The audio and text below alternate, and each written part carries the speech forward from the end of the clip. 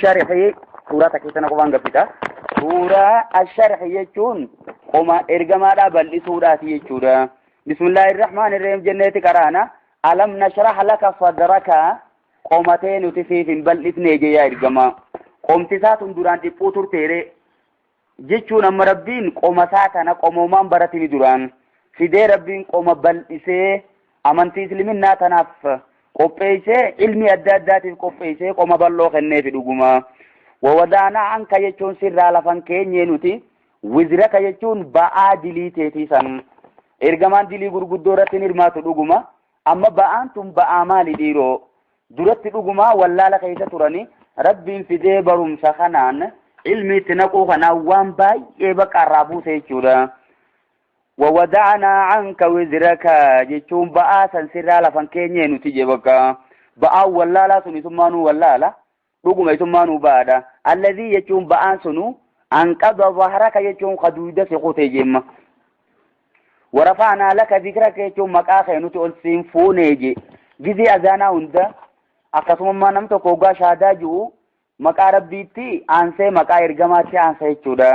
kunuu bakka sadarkaa guddina agarsiisuudha kanarratti himate rabbiin fa'inna ma'al usrii eega jabduudhaati eega cinqiidhaati yusran jechuun laafinumaa jira fa'inna ma'al usri jechuun cinqii wajjiin yusran jechuun bal'inumaa jira abshir jee yaa miskiina akkana jettanii rakkatinaa jechuuf deema inna ma'al usri jechuun eega jabduuti yookiin cinqiidhaan wajjiin yusran jechuun laafintumaa jira jemma eega rakkootii bal'inumaa jira eega gaddaatii gammachumaa jira jabaadhaa jechuu bakka warri gadditti dhufeef amma wanni kun maal jechuu meeqamtu irra baay'eema yusriitu bal'inaa turre hedduudha moo cinqiidhaati turre heddummaatema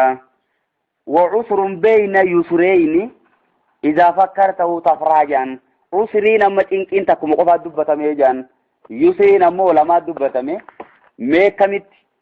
jarri kun giraamaatikaalii akka giraamaraatti yoo laalle wani takka aliidhaan yeroo lama yoo deebite isuma takka hajaan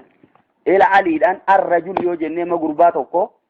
reefu waa'ee gurbaa tokko haasoyne amma deebine arrajul yoo jenne gurbatan baanna malee gurbaa biraatii miti